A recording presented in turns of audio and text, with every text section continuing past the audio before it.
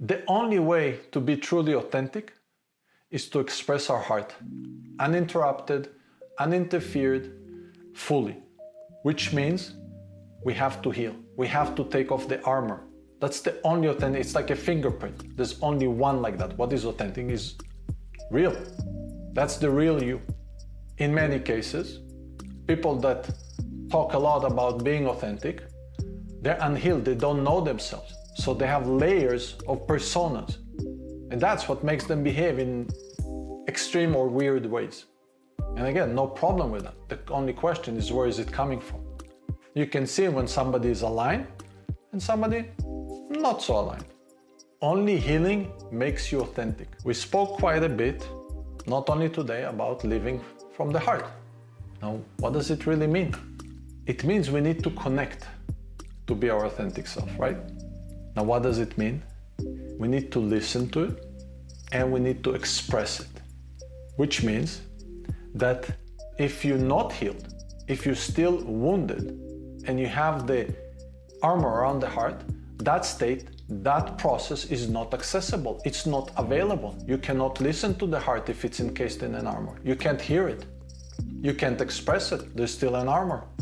And I hope by now it becomes very clear why, if we want to manifest and experience constant flow, that's the only way. There's no way around it. You can't fake it. So now the question, how do we connect to our heart when we're not used to doing it? We're all somewhere on the journey from unhealed to healed.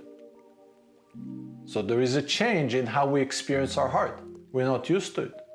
How do we do that? Let's start with what we are used to.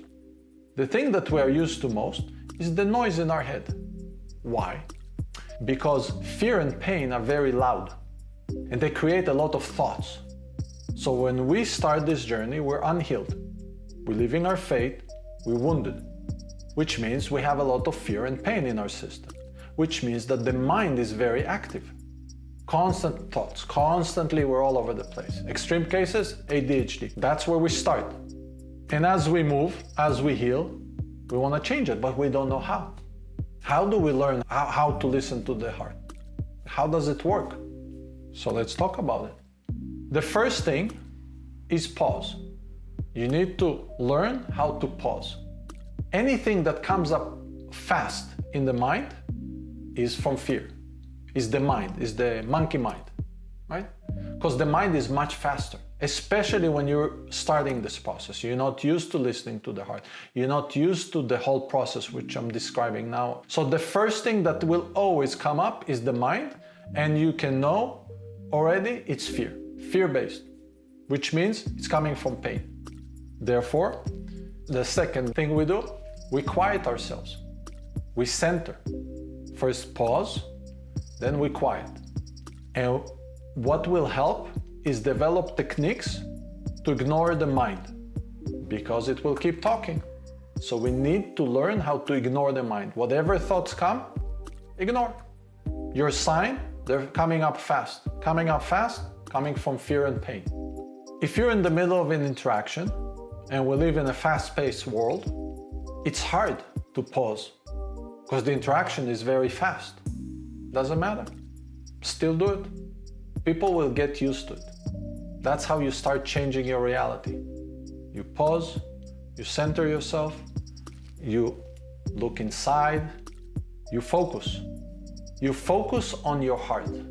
You focus consciously your attention on the heart, while ignoring the mind. The mind, throughout all this process, will keep going, won't stop. All kinds of thoughts. And if you ignore it long enough, what it will do, it will start creating bodily sensation. Something will start itching, you'll need to pee, something aching, you'll have some weird sensations, you start sweating, all kinds of sensations. Expect it. All good. Keep going.